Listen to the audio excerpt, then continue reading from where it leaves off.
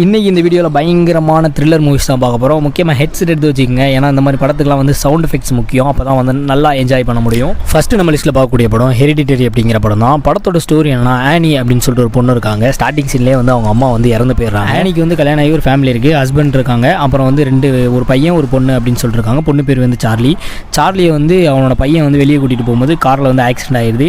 மண்டை போஸ்ட் மரத்தில் முட்டி ஆக்சிடென்ட் ஆகி இறந்து போயிடுறாங்க. அந்த பொண்ணு ரொம்பவும் டிஸ்டர்ப் ஆகி மன அழுத்தத்துக்கு போய் யார்ட்டையுமே ஒழுங்காக பேச முடியாமல் ரொம்ப வந்து அழுதுகிட்டே இருக்காங்க. சப்போர்ட் குரூப் அப்படின்னு சொல்லிட்டு ஒரு குரூப்பில் சேர்ந்து அவங்க இருக்கும்போது அங்கே ஒரு ஃப்ரெண்டை சந்திக்கிறாங்க. அந்த ஃப்ரெண்டு மூலியமாக செத்து போன அவங்க பொண்ணு சார்லியை வந்து பேச வந்து ட்ரை பண்ணுறாங்க. ட்ரை பண்ணதுக்கப்புறம் வந்து அங்கே வேறு ஒரு பேய், ஒரு ஆன்மா வந்து உள்ளே வருது. வந்ததுக்கப்புறம் என்ன நடந்துச்சு அப்படிங்கிறதான் இந்த படத்தோட ஸ்டோரி. பத்தாவதுன்னு ஆனியோட அம்மாவுக்கு பின்னாடி ஒரு ஸ்டோரி இருக்கும். அவங்க இந்த மாதிரி ஒரு பேய் இதில் இருப்பாங்க, மந்திரவாதி குழுவில் இருப்பாங்க, பைமன் அப்படின்னு சொல்லிட்டு அது ஒரு ஸ்டோரி போகும். அதெல்லாம் வந்து ரிவீல் ஆகும்போது சூப்பராக இருக்கும். ஸ்டார்டிங் சீன்லேயே வந்து படத்தோட ஸ்டோரி ஆரம்பிச்சிருவாங்க. வளவலன்னு இல்லாமல் ஸ்டார்டிங்லேயே ஆரம்பிச்சிருவாங்க. அண்ட் கிளைமேக்ஸுக்கு ஒரு 25 நிமிஷத்துக்கு முன்னாடிலாம் படம் வந்து ரொம்பவே இன்ட்ரெஸ்டிங்காக இருக்கும்.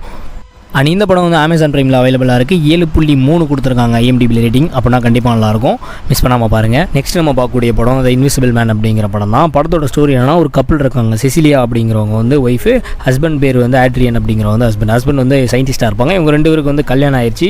வீட்டில் வந்து அவங்க ஒய்ஃபை வந்து ரொம்ப டார்ச்சர் பண்ணிக்கிட்டே இருப்பாப்புல அந்த ஹஸ்பண்டே. ஒரு ஒய்ஃப்னால் வந்து இருக்க முடியாது, செசிலியா அப்படிங்கிறவங்கனால வந்து வீட்டில் இருக்க முடியாது. இந்த டார்ச்சர் தாங்க முடியாமல் ஒரு நாள் கொல்லிக்காமல் வந்து வீட்டு விட்டு ஓடி வந்து அவங்க ஃப்ரெண்டு கிட்ட சொல்கிறாங்க, இந்த மாதிரி ஹஸ்பண்ட் என்னை ரொம்ப டார்ச்சர் பண்ணுறாங்க, இருக்க முடியல, அதனால் நான் ஓடி வந்துட்டேன் அப்படின்னு சொல்லிட்டு சொல்கிறாங்க. கொஞ்ச நாள் கழிச்சு அவங்களுக்கு தெரிய வருது, அவங்க ஹஸ்பண்ட் வந்து சூசைட் பண்ணி செத்து போயிட்டாரு. அதில் வந்து அவரோட சொத்தில் வந்து பாதி சொத்தை வந்து இவங்களோட ஒய்ஃப் பேரில் வந்து எழுதி வச்சிருக்காரு அப்படின்னு. அவங்களாம் நம்ப முடியல, அவன் அப்படிலாம் பண்ண மாட்டானே அப்படின்னு நினைக்கிறாங்க. அப்புறம் தான் தெரிய வருது, அவங்கள வந்து யாரோ க்ளோஸாக வாட்ச் பண்ணுற மாதிரியும், திடீர்னு பொருட்கள் வந்து நகர்ற மாதிரியும், யாரோ வந்து இவங்களை வந்து கண்காணிச்சிக்கிட்டே இருக்க மாதிரி, பக்கத்தில் இருக்க மாதிரியே ஃபீல் ஆகுது. இப்போ நம்ம நினைப்போம் அது அவன் ஹஸ்பண்டாக தான் இருக்கும், வேறு யாராக இருக்க போகுது அப்படின்னு. பட் அது மேட்டர் இல்லை, அவன் அந்த ஹஸ்பண்ட் தானா அப்படிங்கிறத வந்து அவங்க எப்படி கண்டுபிடிக்கிறாங்க அப்படிங்கிற விஷயத்தை வந்து செம்ம சூப்பராக பண்ணியிருப்பாங்க. இந்த படம் பார்க்கும்போது வந்து ஹாரர் படம் பார்த்த மாதிரி இருந்துச்சு, ஒரு சைஃபை த்ரில்லர் படம் பார்த்த மாதிரி இருந்துச்சு, அந்த மாதிரி எடுத்திருப்பாங்க.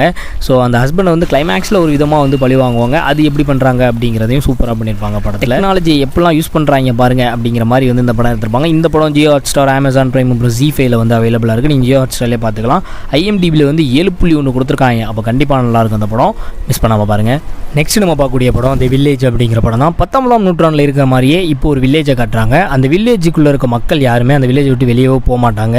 ஒரு காடு மாதிரி இருக்குது, அந்த காட்டுக்குள்ளே போனாங்கன்னா வந்து ஒரு மிருகம் வந்து வேட்டையாடுது அப்படிங்கிற மாதிரி சொல்லிட்டு யாருமே அந்த வில்லேஜ் விட்டு வெளியே போகாமல் அவங்களுக்குள்ள ஒரு சரௌண்டிங்குள்ளே வாழ்ந்துகிட்டு இருக்காங்க. அந்த காட்டில் என்னமோ இருக்குது அப்படிங்கிற பயத்தினாலேயே அங்கே வந்து எதுக்குமே வெளியே போக மாட்டாங்க. மெடிக்கல் ஃபெசிலிட்டிஸ் கூட எதுவுமே அந்த வில்லேஜில் வந்து இருக்காது.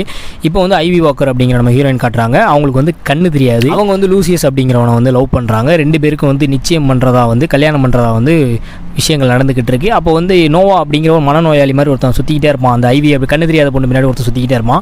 அவன் வந்து என்ன பண்ணிடுறான், வந்து கத்தியால் வந்து நம்ம லூசியஸை வந்து குத்திடுறாப்புல. இப்போ இவனுக்கு மருந்து வேணும்னா வந்து காட்டை விட்டு வெளியே போகணும் அப்படிங்கிற ஒரு சுச்சுவேஷன் இருக்குது. இந்த ஐவி அப்படிங்கிற பொண்ணுக்கு வந்து கண்ணு தெரியாத பொண்ணு அந்த காட்டை தாண்டி வெளியே போகணும். அந்த காட்டில் வந்து யாருமே நைட் ஆகிட்டா அந்த காட்டுக்குள்ளே யாருமே போக மாட்டாங்க.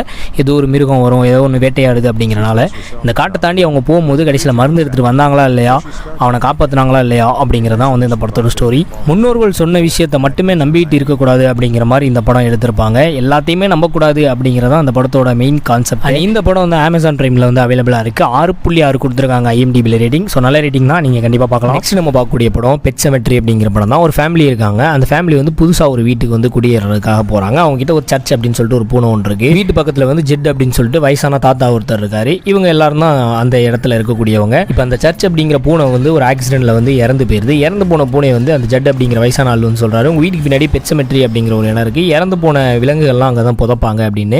அந்த இடத்துல வந்து இந்த பூனையை கொண்டு போய் புதைக்கிறாங்க. புதைச்சதுக்கு அப்புறம் அடுத்த நாள் பார்த்தீங்கன்னா அந்த சர்ச் அப்படிங்கிற பூனை வந்து திரும்ப உயிரோட வருது. பட் கொஞ்சம் டிஃபரெண்டாக இருக்குது அந்த பூனையை பார்க்கும்போது. இப்போ அவங்களுக்கு வந்து எல்லி அப்படின்னு சொல்லிட்டு ஒரு பொண்ணு இருக்கும். அந்த பொண்ணு வந்து வீட்டு வாசல்லே பார்த்தீங்கன்னா ஒரு பயங்கரமான ஆக்சிடென்ட்ல வந்து இறந்து போகுது. அந்த பொண்ணை என்ன பண்ணுறாங்க, அந்த பூனை எங்கே புதைச்சாங்களோ அதே இடத்துல கொண்டு போய் அந்த பொண்ணையும் வந்து புதைக்கிறாங்க. திரும்ப அந்த பொண்ணும் பார்த்தீங்கன்னா உயிரோட வருது. அந்த பொண்ணு கொஞ்சம் டிஃப்ரெண்ட்டாக இருக்குது பார்க்க. அந்த பொண்ணு வீட்டுக்கு வந்ததுக்கப்புறம் நிறைய விஷயங்கள் மாறுது, நிறைய விஷயங்கள் வந்து நடக்குது. அது என்ன நடந்துச்சு அப்படிங்கிறத வந்து நீங்கள் படம் பார்த்து தெரிஞ்சுக்கங்க. நிறைய ஹாரர் எலிமெண்ட்ஸ் இருக்குது படத்தில். அது மட்டும் இல்லாமல் டிஸ்டர்பான சீன் வந்து படத்தில் நிறைய இருக்கும். அண்ட் இந்த படத்துக்கு வந்து IMDbல பார்த்தீங்கன்னா 5.7 கொடுத்துருக்காங்க ரேட்டிங். நல்லா இருக்கும் படம். நான் பார்க்கும்போது 2-3 சீனில் வந்து பயந்தேன். நல்ல ஹெட்செட் போட்டு பார்த்தீங்கன்னா வந்து இந்த மாதிரி ஹாரர் மூவிஸ்க்குலாம் வந்து நல்ல சப்போர்ட்டாக இருக்கும். நெக்ஸ்ட் நம்ம பார்க்கக்கூடிய படம் மிட்சோமர் அப்படிங்கிற படம் தான். 3 ஃப்ரெண்ட்ஸ் இருக்காங்க. அதில் வந்து 2 பேர் லவ்வர்ஸ். இவங்களில் ஒரு ஆள் வந்து ஹார்கா அப்படிங்கிற கிராமத்தில் வந்து மிட்சோமர் திருவிழா நடக்குது வா அப்படின்னு சொல்லி எல்லாரையும் கூப்பிட்றாங்க. அந்த விழா பயங்கரமாக இருக்கும், ரொம்ப அழகாக இருக்கும், பீஸ்ஃபுல்லாக இருக்கும், வா அப்படின்னு சொல்லி கூப்பிட்டோன்னா 3 ஃப்ரெண்ட்ஸ் அங்கே போகிறாங்க. 90 வருஷத்துக்கு ஒரு தடவை தான் வந்து அந்த விழா நடக்கும். அங்கே போனதுக்கப்புறம் தான் அவங்களுக்கு தெரியுது சடங்கு சம்பிரதாயங்கிற பேரில் வித்தியாசமான விஷயங்கள் வந்து நிறைய நடக்குது அங்கே அப்படின்னு. அங்கே வந்து நிறைய மர்மமான மரணங்கள்லாம் நடக்குது. இந்த வயசானவங்கலாம் வந்து